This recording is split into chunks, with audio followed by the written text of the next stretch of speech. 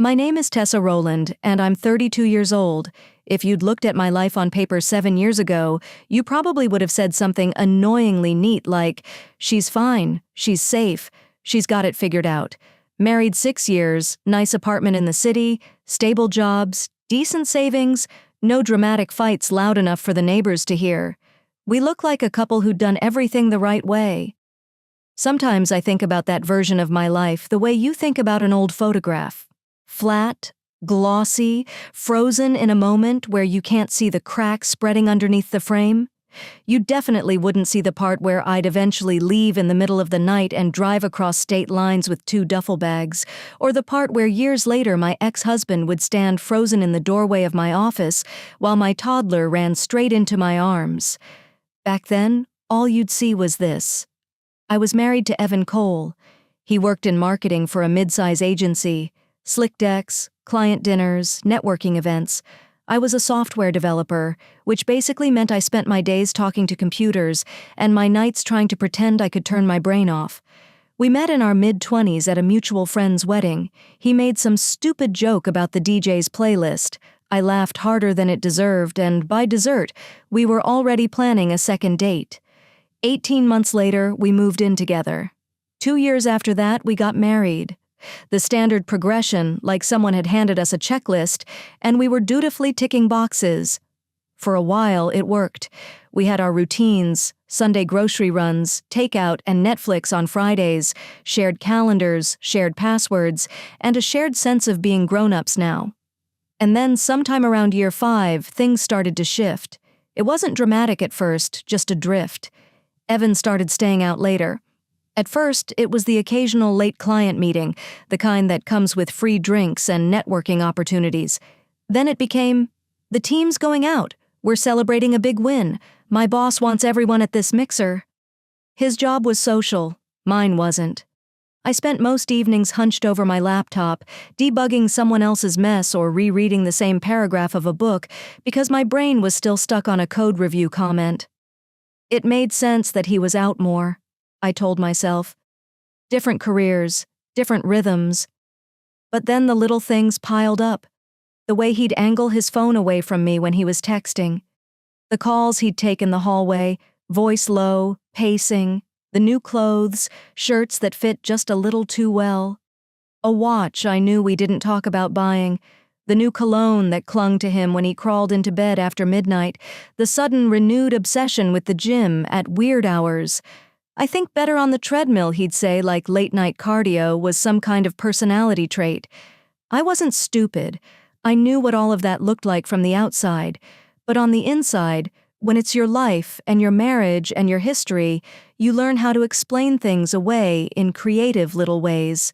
Trust your husband, I told myself. He wouldn't do that. He couldn't do that. Not to us. Then came the Thursday in March. I still remember the way the dark felt that night. Heavy, sticky, like the air itself knew something I didn't. I woke up because the bed was cold on his side. At first, I thought he was in the bathroom. I reached out, fingers brushing nothing but sheets. The clock on my nightstand glowed 3:45 a.m. "Evan," I called softly. "Silence." I blinked, brain slow, trying to remember if he'd said he'd be late. Had there been some event, a launch, a client dinner? My mind went blank. I grabbed my phone from the nightstand. No missed calls, no texts. A thin thread of unease tugged at my spine. I slipped out of bed, pulled on a hoodie, and padded through the apartment. Kitchen, dark, living room empty. His shoes weren't by the door. His coat was gone from the hook. His keys weren't in the ceramic bowl where he always tossed them. I walked to the window and peered out at the parking lot below. His car was exactly where he'd left it, so he hadn't driven anywhere. He'd left with someone else. My throat went dry. I opened our messages and typed with fingers that felt slightly numb. "Where are you?" I watched the little sending bar complete, and then nothing. No dots, no read receipt. I hit call. It went straight to voicemail. Once, twice. By the third time, I was pacing the living room, my breath shallow, heart pounding a little too fast. A part of me whispered the rational options. Car trouble, dead battery, a friend's couch, a lost phone. But the louder part, the part that had been watching the late nights and the angled screens and the new cologne, already knew. I sat on the couch and waited. 4 a.m., 4:15, 4:30. Each minute was a heavy, dragging thing. I stared at the door until it blurred. At 4:47 a.m., I heard the rattle of a key in the lock. The door swung open and Evan stepped inside like it was 6 p.m. on a Tuesday instead of almost dawn on a Thursday. He froze for half a second when he saw me sitting there, then smoothed his expression into something casual, like he'd rehearsed it in the hallway. "Hey," he said, dropping his keys on the counter. "You're up." "You're just getting home," I said. My voice sounded unfamiliar, flat, almost too calm. He shrugged out of his coat. I noticed the faint smell of alcohol and something floral that wasn't my perfume. "Yeah, time got away from me." "Where were you?" "Out." I stared at him. "Out where?" He bent to untie his shoes like this was a normal conversation. "Tess, come on. I was with friends. We went out after this thing at work. We lost track of time." "Which friends?" I asked. He straightened up, mouth tightening. "Does it matter?"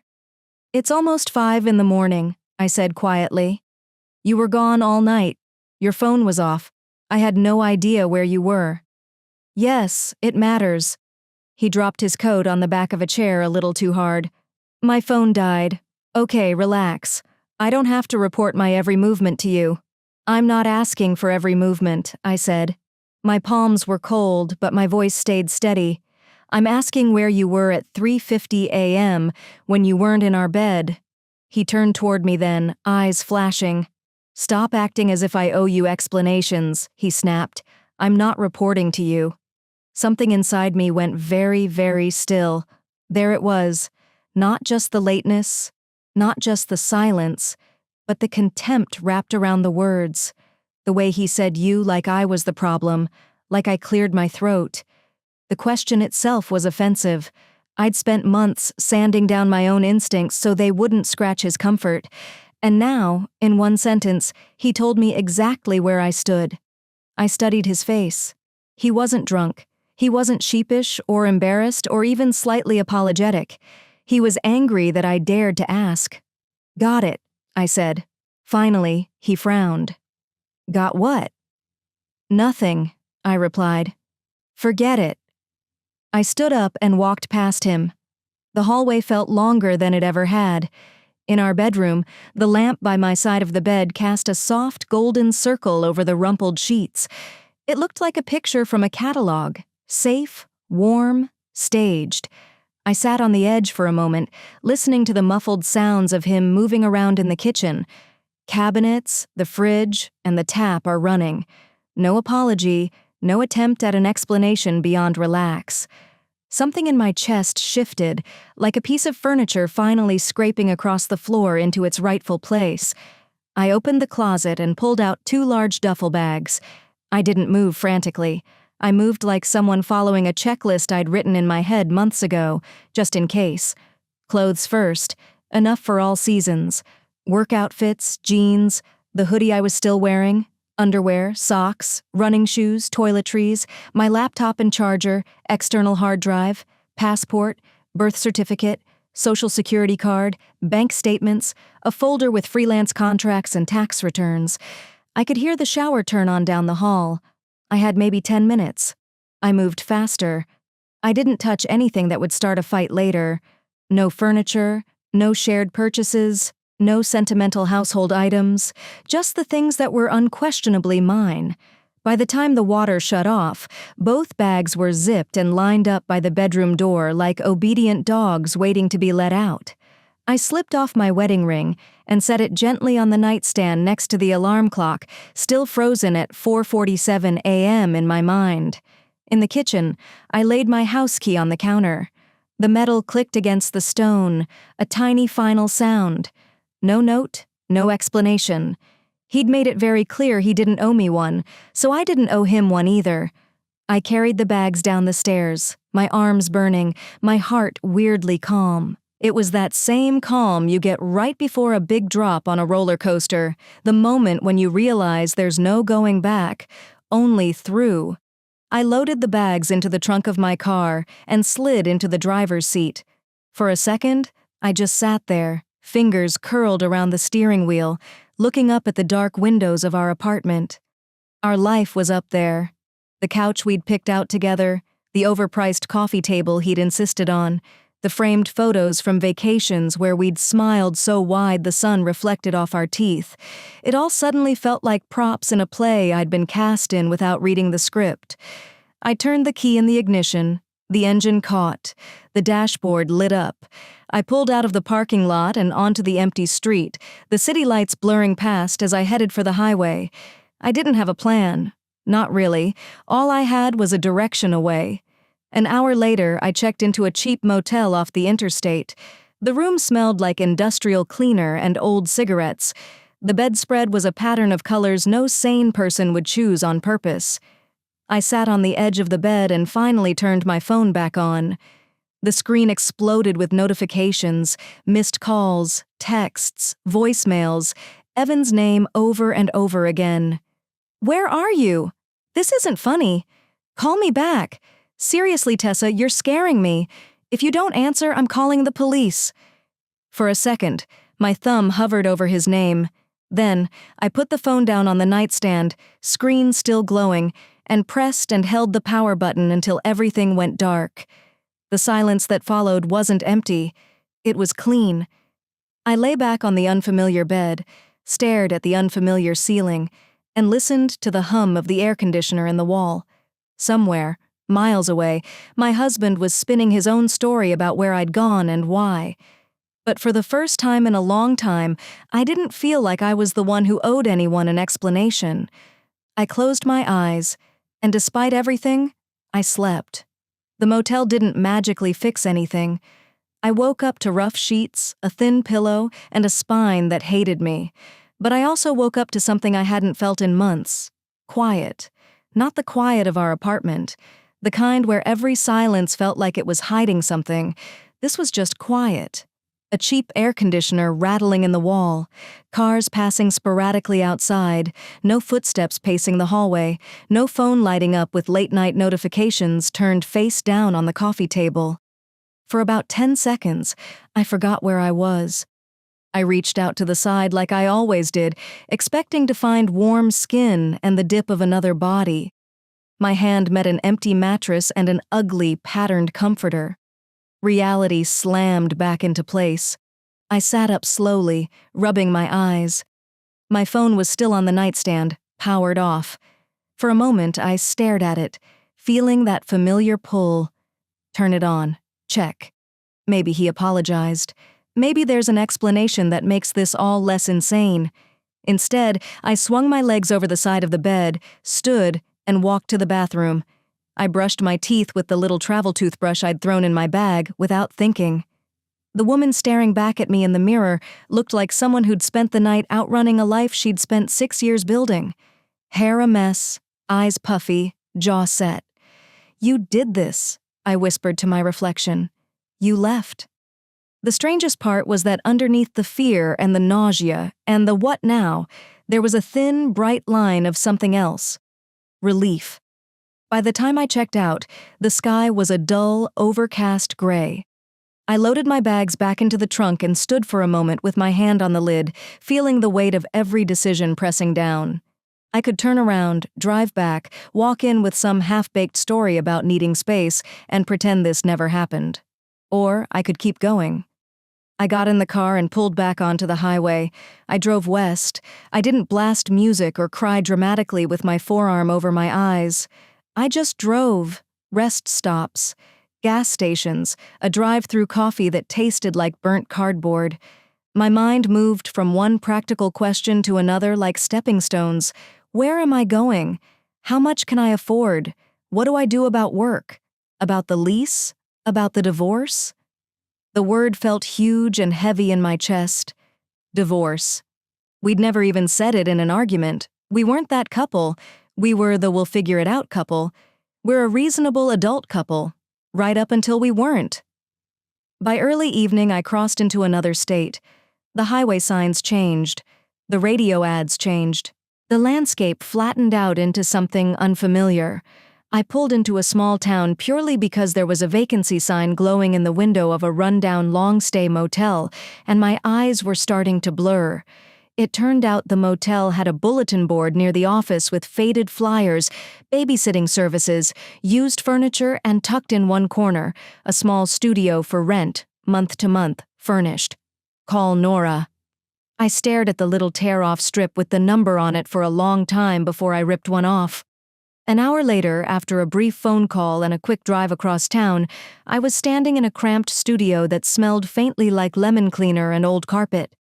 It had a full-size bed, a tiny kitchenette, a lopsided table with two mismatched chairs, and a window that faced east. Morning light, I thought. At least there will be morning light. I know it's nothing fancy, Nora said, watching me carefully. She was in her 50s, hair pulled back in a messy bun, keys jingling in her hand. But it's safe month to month. Cash is fine. I swallowed. The lump in my throat had been sitting there all day. It's great. I'll take it. I paid first and last month's rent in cash from the emergency envelope I'd tucked in my duffel bag years ago and never thought I'd actually need. She handed me a key, wished me luck in a way that made me wonder what she'd guessed, and left me alone. I set my bags down in the middle of the floor and turned in a slow circle, taking it in. This was it. My entire life now fit into a studio apartment and 2 duffel bags. I sat down on the bare mattress and finally turned my phone back on. The screen came alive in a rush of light and sound, 70s-something text messages, dozens of missed calls, voicemails from Evan, from his sister, from numbers I didn't recognize. Where are you? This isn't funny. Tessa, answer me. I'm worried. If you don't respond, I'm calling the police. You can't just leave like this. We need to talk. We're married. We don't just walk out. It went on and on, oscillating between concern, anger, and confusion. A new message came in while I was still scrolling. Seriously, pick up the phone. We're adults. Something in me snapped a little at that. I typed slowly, carefully, thumb steady. I'm fine. Don't contact me again. I hit send before I could overthink it. He called immediately. I stared at the screen until it went dark, then held down the block button on his contact until it disappeared from my favorites list. He called from another number a few minutes later. Block. Then another block. An email notification popped up. I opened my settings and created a filter to automatically delete anything from his address before I could see it. It felt brutal. It also felt necessary. I wasn't interested in explanations that only existed because he'd finally faced consequences. I wasn't interested in apologies dragged out by panic. I wasn't interested in being talked out of the one clear decision I'd made in months.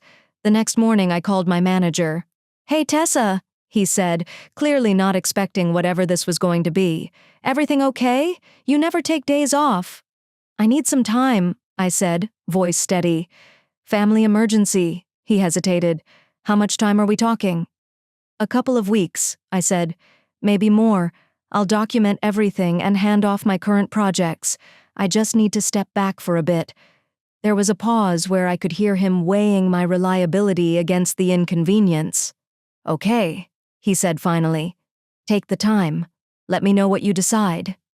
I thanked him, hung up, and stared at the ceiling for a while. 2 weeks wasn't going to fix any of this, but it bought me a little breathing room. The truth was, I wasn't walking into this with nothing. For the past year, I'd been freelancing on the side. Small contracts, bug fixes, building out features for startups that couldn't afford a full-time dev. It had started as extra vacation money and grown into something more serious. It was the one secret I'd kept from Evan. Not because it was wrong, but because I liked having one piece of my financial life that was mine. I hadn't hidden the income. Our taxes showed it, but the separate savings account attached to it that he didn't know about. I opened my laptop, tethered my phone's hotspot, and logged into my bank accounts. There they were, the numbers, cold, impersonal, oddly comforting.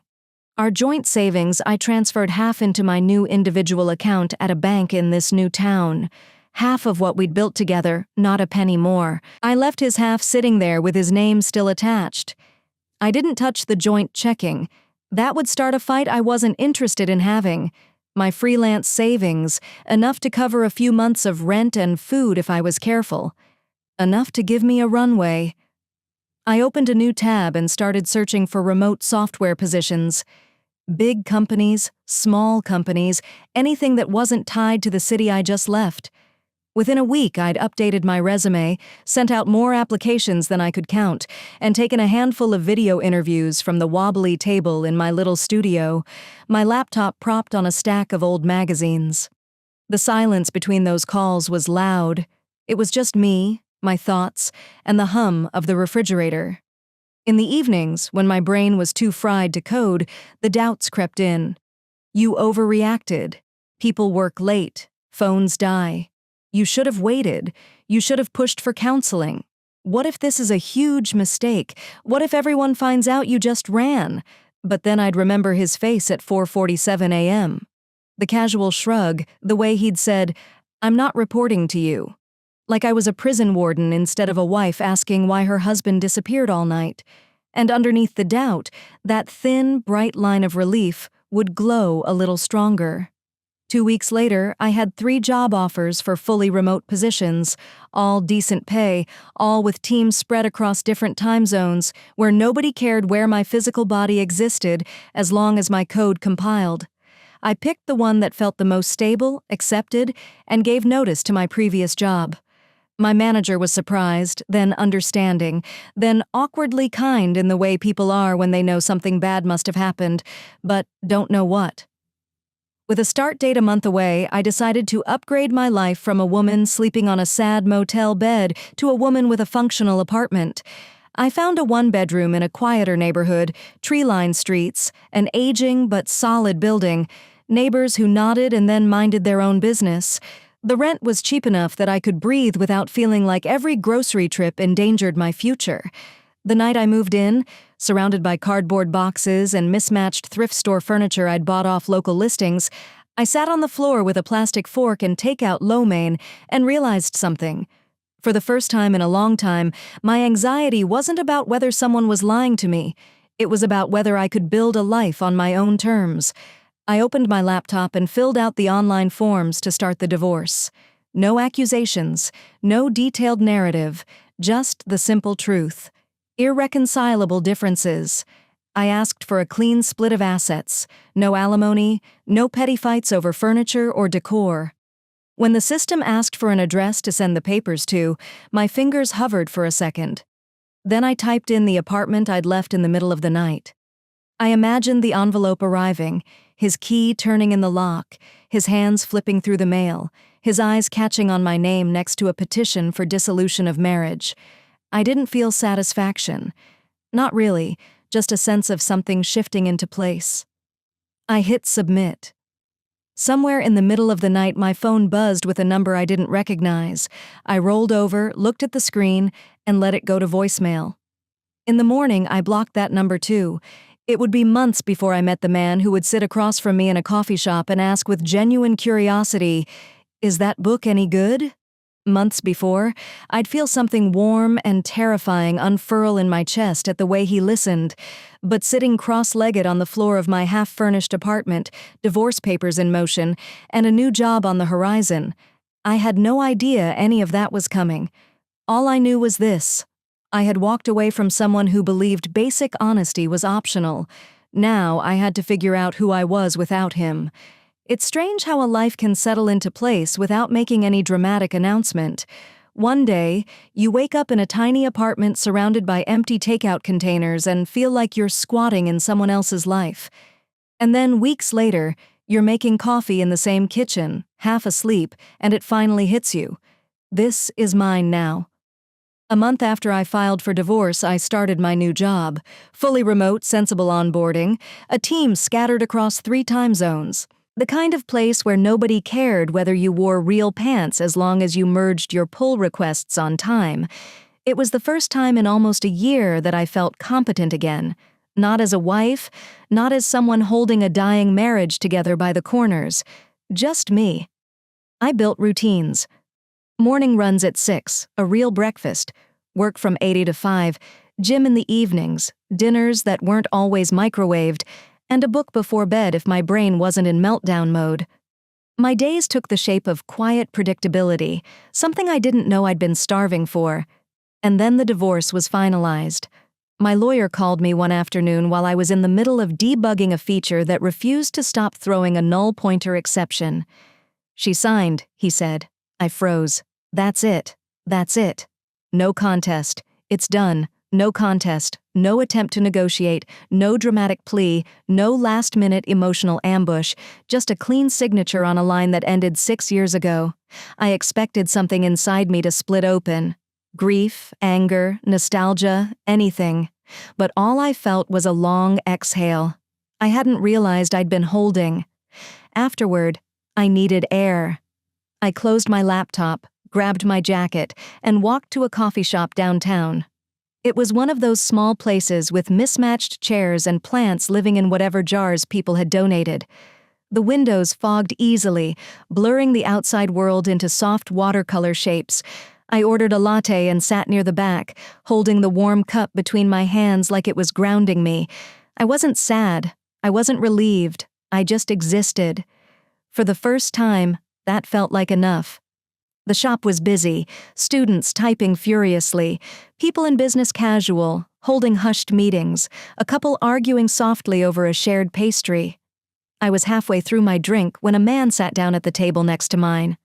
Late 20s or early 30s, dark hair, easy smile, wearing a button-up rolled at the sleeves like he was trying and failing to look like someone who didn't take himself too seriously. He glanced at the book I'd set beside my cup. "Good book?" he asked. I blinked. "What?" He nodded at it. "I read that one last year. The ending destroyed me." I looked down at the book. It was something I'd picked up secondhand without thinking. Half mystery, half character study, full of emotional gut punches. "You read it?" "Yeah," he said. "And if you're not at least halfway through, I'm jealous. You still get to experience all the twists." I stared at him for a second too long. He'd sat down next to me by coincidence. That's it. He wasn't flirting. He wasn't trying to be charming. He was just being kind. It felt foreign. I cleared my throat. "I'm almost finished. You liking it?" "I think so. It's a little slow in parts." "Stick with it," he said, leaning back in his chair. "It's worth the payoff." A small silence settled between us, surprisingly comfortable. "I'm Michael," he added. "Tessa." He smiled again, warm, not performative. "Nice to meet you, Tessa." I nodded, unsure what else to say. He didn't press. He didn't ask personal questions. He didn't try to slide into conversation after conversation. He opened his laptop and quietly did his work. But every once in a while, he glanced over with that same gentle curiosity. Not prying, not expectant, just noticing. When the shop announced it was closing in 5 minutes, he shut his laptop and stretched his arms above his head with a soft groan. "Hey," he said as he stood. "I don't normally do this, but my stomach tightened. Oh no, here it comes." The pity smile, the condescending pickup line, or worse, the "can I give you advice?" "Yes, man. You seem cool, and I'd like to talk again sometime, maybe over dinner, without the risk of the barista sweeping us out the door." I blinked. "Oh, okay." "Only if you want to," he added quickly, palms up like he was trying to calm a startled animal. "No pressure. Zero. I swear." I laughed softly despite myself. "Dinner sounds nice." He offered his phone. I typed in my number, and that was that. We didn't text immediately. We both waited until the next morning, and even then, it was simple. "Good coffee yesterday. Dinner tomorrow, Michael." "Sure, Tessa." Our first date was at a small Italian place that somehow managed to be cozy without trying too hard. He held the door open for me, but not in a performative way, just a thoughtless habit. Over pasta and wine, I found myself laughing more than I expected. Real laughter, not the polite version I'd been handing out for years to keep the peace.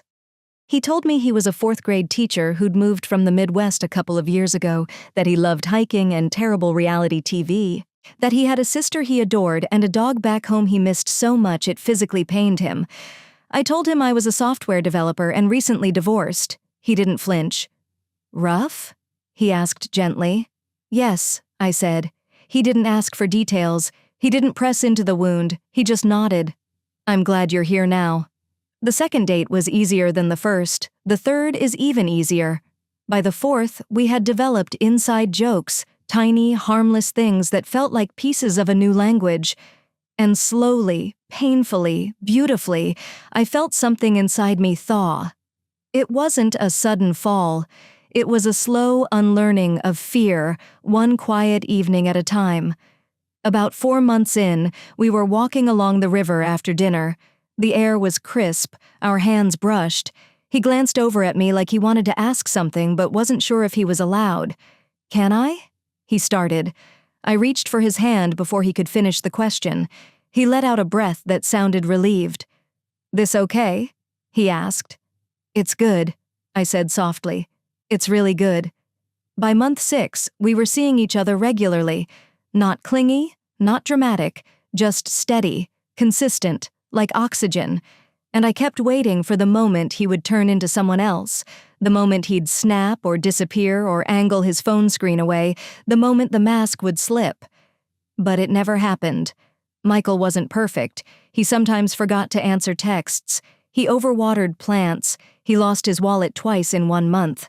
But he was sincere. He was present. He was honest even when it made him look silly. 8 months in, I told him the truth about Evan. Not the soft version, the real one. The night he came home at nearly 5 in the morning. His defensiveness, the way he made me feel small for asking, packing while he showered, driving into darkness with no plan, and filing for divorce alone. We were sitting on his couch, legs tucked under us, a blanket over our laps. My voice shook at first, then steadied. When I finished, he didn't speak for a long time. Then he took my hand. "That must have been incredibly hard," he said. "It was," I admitted, "but it was also necessary." He nodded. "Do you regret it?" "No," I swallowed. "Not even a little." He squeezed my hand gently. "Good, because you deserved better than that." It was the first time someone had said those words to me without implying that I was partly to blame. A year after we met, we moved in together. His apartment was brighter than mine, full of plants and mismatched mugs and cozy blankets he'd picked up at thrift stores because they had personality. It was a home that felt lived in, not curated. So I brought my things, my thrifted dishes, my small bookshelf, and my favorite coffee mug with a tiny chip in the rim. And somewhere between combining silverware drawers and arguing about which side of the closet was whose, I realized I wasn't rebuilding alone anymore. I was building something new, something sturdy, something honest. 2 years into dating, he took me on a hike we'd been talking about for months. A steep trail, the kind that punished your calves and made your lungs feel too small. When we reached the summit, the world opened up around us. Mountains, sky, the kind of view that makes you rethink the scale of your problems. He turned to me, breathless, face flushed from the climb. "I know we said we'd take things slow," he said, voice shaking just a little, "but I can't imagine my life without you." He dropped to one knee. My hand flew to my mouth. "Tessa Rowland," he said, smiling even though his eyes were wet. "Will you marry me?" I didn't cry. I laughed. A startled, disbelieving, joy-soaked laugh that echoed across the mountaintop. "Yes," I said. "Of course, yes." We got married in a small ceremony, just family and a few friends. His parents hugged me like I'd been theirs forever. His sister cried so hard she had to redo her makeup halfway through the reception. 6 months after the wedding, I found out I was pregnant. I sat on the bathroom floor with the test in my hand, shaking, my heart pounding in my throat. When I showed Michael, he stared at the test like it was a holy artifact. Then he sat down beside me. "Tessa," he whispered, "we're having a baby." I nodded, tears finally spilling over. He pulled me into his arms and held me like he could hold together every piece of me that had ever cracked. The pregnancy was mostly smooth, morning sickness early on, cravings that made no sense, pickles and peanut butter, he'd asked, horrified, and a lot of nights where I sat quietly, one hand on my belly, feeling the flutter of something entirely new. When our child was born, a perfect tiny human with Michael's smile in my eyes, my entire world rearranged itself again. I held them in the hospital bed, exhausted and overwhelmed, and thought, this is the life I was supposed to find. But I didn't know yet that 3 years later, that same child would run into my office at the exact moment my ex-husband walked through the door, and everything would shift again. 3 years passed in a way I can only describe as quietly miraculous, not flashy, not cinematic, just steady. Steady mourning, steady laughter, steady love. The kind of life where the joy doesn't shout, it hums. By the time our child turned 3, I had become the kind of mother I never pictured myself being. The one who cut sandwiches into oddly specific shapes, who saved every scribble like it was museum-worthy art, who carried a tiny backpack filled with emergency snacks and one renegade sock. Michael had become, well, Michael. The man who danced in the kitchen with our child before school. The man who called me Tess only when he was proud of me or when he wanted to kiss me before I left for work. The man who warmed my coffee mug in winter so my hands wouldn't be cold. I'd gone from a remote developer to a team lead, then a manager, and finally director of engineering for our company's local branch. It wasn't glamorous, but it was solid. My days were filled with sprint planning, code reviews, performance evaluations, and more meetings than any sane person should attend. Our house, 3 bedrooms with a swing set in the yard, always smelled faintly of coffee and crayons. It had a corner filled with toys that multiplied when I wasn't looking, and a fridge covered with finger paintings and preschool announcements. Life didn't feel perfect. It felt lived in, which honestly was better. On a Tuesday afternoon in early spring, the sun was streaming through my office window, turning the hardwood floor into long strips of gold. I was deep in quarterly reports, the kind that made my brain feel like melting cheese, when someone knocked on my door. My assistant, Mara, peeked her head in. "Hey, Tessa, there's someone here to see you." I frowned. "Scheduled?" "No," she said, "it's personal." "Did he give his name?" Mara hesitated, then stepped inside and handed me a business card. When I saw the name printed on it, my stomach dropped so fast it felt like the floor tilted. Evan Cole. I wasn't sure what expression crossed my face, but Mara's eyes widened slightly. "I can tell him you're unavailable," she offered quickly. "Really?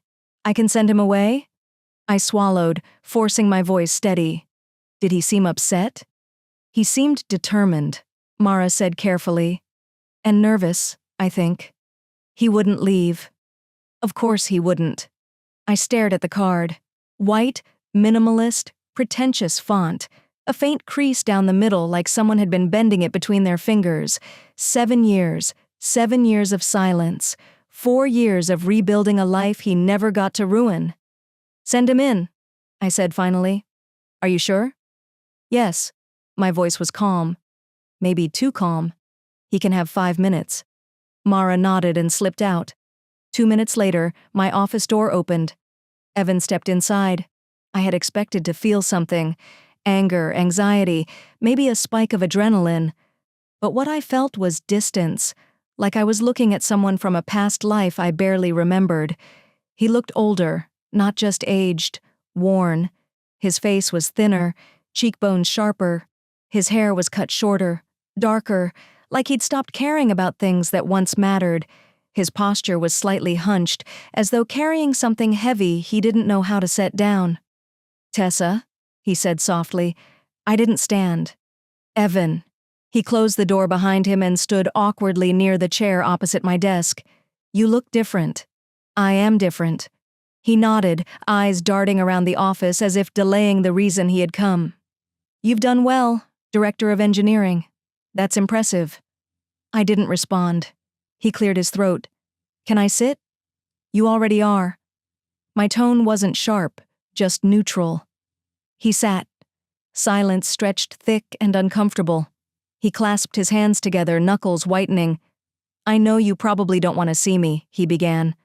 "I didn't ask to. I figured," he said with a humorless laugh. "I'm not here to bother you. I just needed to talk to you to explain. I don't need explanations. That was 7 years ago." "Please," he said quickly. "Just 5 minutes." I exhaled. "You have 3. He nodded, inhaled shakily. "That night, the night you asked where I was with someone." My expression didn't change. "I know." He rushed on, flustered. "But it wasn't what you thought. It wasn't an affair. Not then. I was with a friend, a coworker, Lena. Her marriage was falling apart. She called me crying. I went to meet her. She needed someone. I was just trying to help."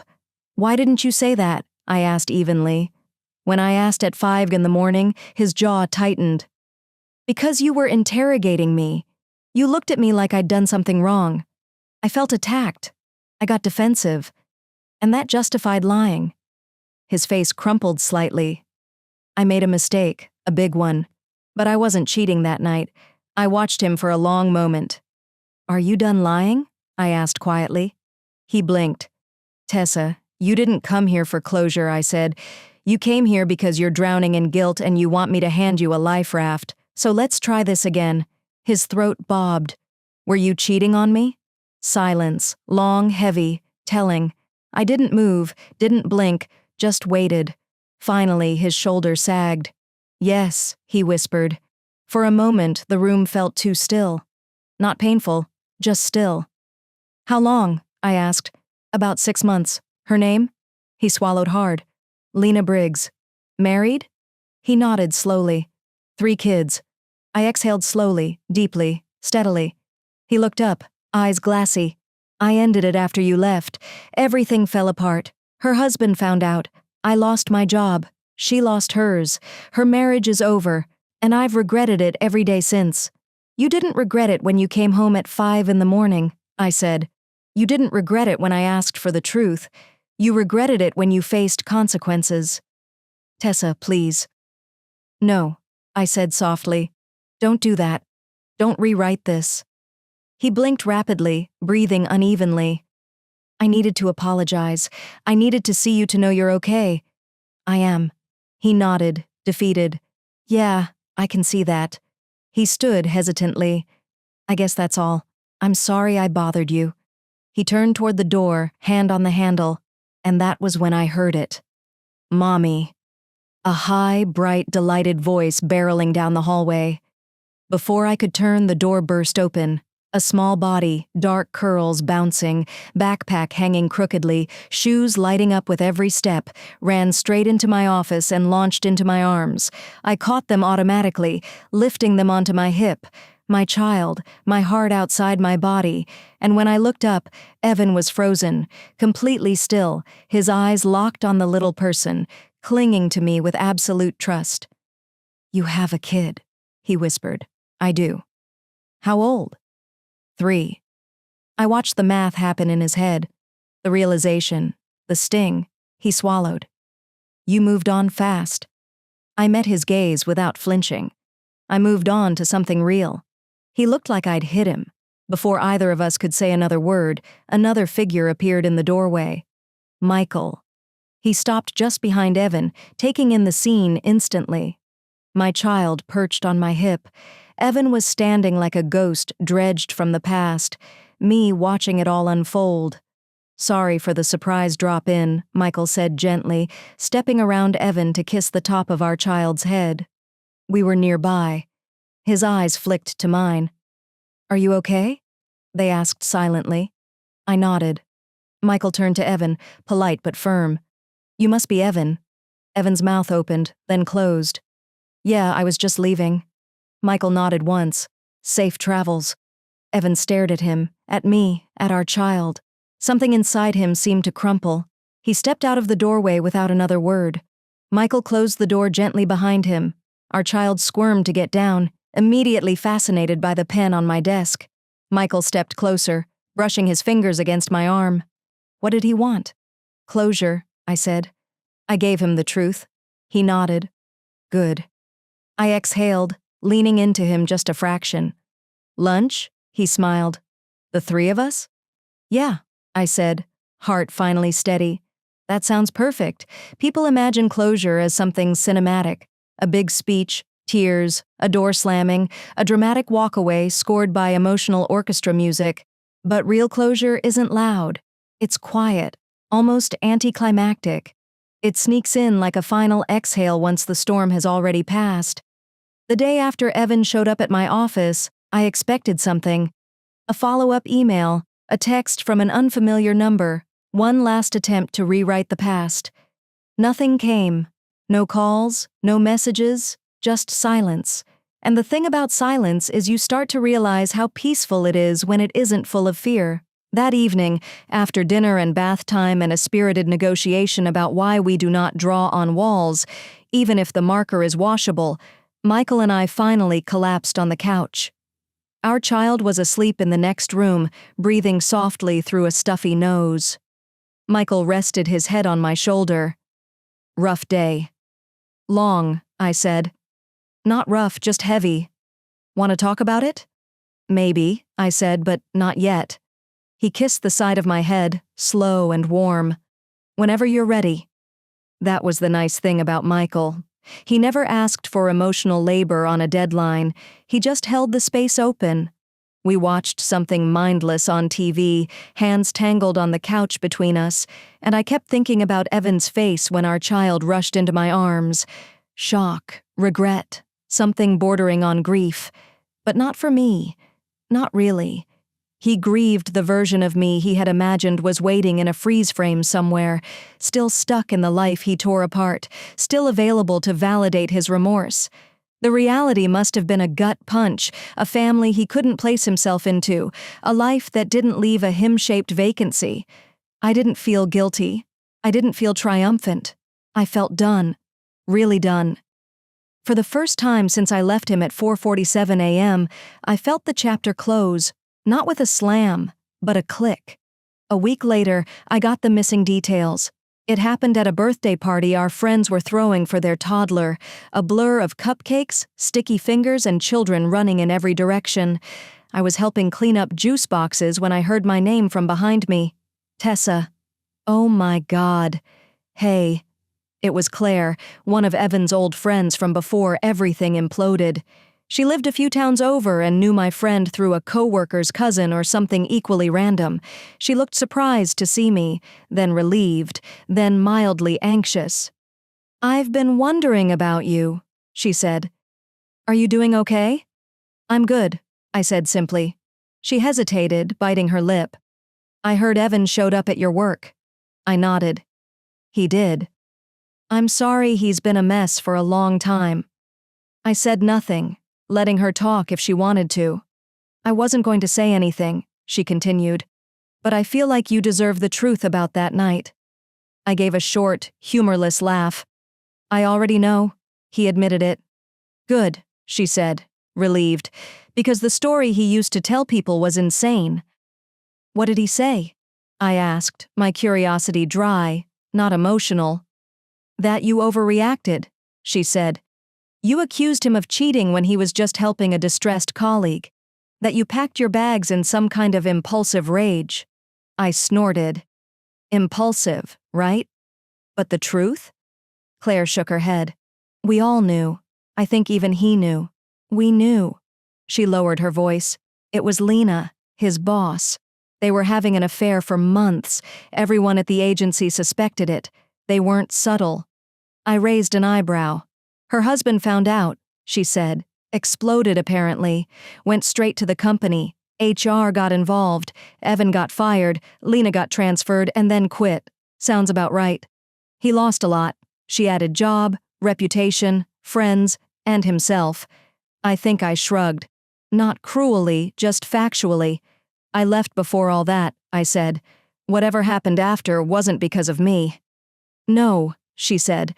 "But losing you broke something in him he didn't know how to fix. I didn't know how to respond to that, so I didn't." Claire sighed. "For what it's worth, I'm glad you're okay." "I am," I said. "Really?" She hugged me briefly before running off to help her toddler find a missing shoe. And that was that. The truth. Clean and uncomplicated. Later that night, after our own child fell asleep and the house settled into its usual gentle quiet, I sat on the edge of the bed rubbing moisturizer into my hands, thinking about everything Claire had said. Michael came out of the bathroom, towel around his shoulders, hair damp, and he watched me for a moment, leaning against the doorframe. "You're quiet," he said. "Just thinking." "Dangerous," he teased lightly, coming to sit beside me. I nudged his knee with mine. "You know you're the reason I don't regret anything, right?" Michael blinked, startled. "What brought that on?" "I've been replaying the old life lately," I admitted, not missing it, just comparing. He turned fully toward me. "And I keep thinking how lucky I am that I left when I did," I said softly. "That I didn't waste another year trying to fix something that wasn't fixable." Michael smiled. Not smug, not possessive, just warm. "You didn't owe him your whole life," he said, "or even one more day." "I know," I said. "Back then, I wasn't sure. Now, I really know." He touched my cheek gently. "I'm glad you feel that." I leaned into his hand. "Have you ever wondered how different things would be if I hadn't left?" "Sometimes," he admitted. "But then, I think if you hadn't left, we would never have crossed paths. And that thought..." He shook his head. "It just feels wrong, like the universe would have lost track of itself." I laughed softly. "That's dramatic." He kissed my forehead. "Maybe, but true." Our child cried out in their sleep, muttered something unintelligible, then quieted again. We both smiled. "Come on," Michael said. "Let's go to bed. You've been carrying this for years. You can put it down now." I nodded, turning off the lamp. For the first time since my marriage ended, it felt possible. But the story wasn't fully over. Not yet, because 6 months later, long after Evan vanished back into whatever life he was piecing together, something happened I hadn't expected. Something small, something ordinary, something that made me realize just how far I'd come. But that's the next part of the story. 6 months passed, 6 months of routines, of preschool drop-offs, of tiny Velcro shoes and spilled juice boxes, 6 months of warm breakfast on sleepy weekends, of Michael humming while he chopped vegetables, of our child insisting that every stuffed animal at home deserved its own bedtime story. Life moved in small motions, not grand ones. And in those motions, I healed. Not dramatically, not in one epiphany, just cell by cell, day by day. Until one afternoon, something happened that made me realize just how fully I'd left my old life behind. It was a Thursday. My calendar was annoyingly full. 3 back-to-back meetings, a hiring panel, and a last-minute production issue that made my entire team collectively want to walk into the ocean. By the time I finished the afternoon stand-up, I was tired in the way only full-grown adults with responsibilities know, mentally, physically, existentially. I walked out to my car in the office parking lot, juggling my bag, my water bottle, and my laptop like some chaotic circus act. Then I opened the back door and froze. There in the car seat was a small stuffed dinosaur, bright green, one eye slightly bigger than the other, a frayed tail from being dragged everywhere by chubby toddler hands. It wasn't the toy that made my chest tighten. It was the note tucked beside it, a torn scrap of notepad paper with Michael's handwriting. "We dropped by your office, but you were in a meeting. Someone wanted to make sure you didn't miss him too much." I stared at the dinosaur, at the messy handwriting, at the tiny act of love wrapped in absolute normalcy. And then I sat down in the driver's seat and cried. Not sad tears, not overwhelmed tears. The kind of tears that come from realizing fully, completely, that you ended up exactly where you needed to be. People like to ask what closure means. They think it's forgiveness or understanding or some moment where both parties meet in the middle, acknowledge the pain, and walk away clean. But that's not closure. Not in real life. Closure is realizing you don't have to respond. Closure is not replaying the old memories like they're warnings. Closure is waking up in a house you built with someone who chooses you every single day. Closure is being too busy living a good life to revisit the ruins of the old one. Closure is a stuffed dinosaur in the back seat of your car. When the divorce first happened, a lot of people told me I should have tried harder, that I should have gone to counseling, waited for an explanation, given him a chance to earn back trust, that leaving was too extreme. But here's what I know now. Someone who respects you doesn't make you beg for basic honesty. Someone who loves you doesn't turn a simple question into an interrogation. Someone who values you doesn't punish you for noticing the truth.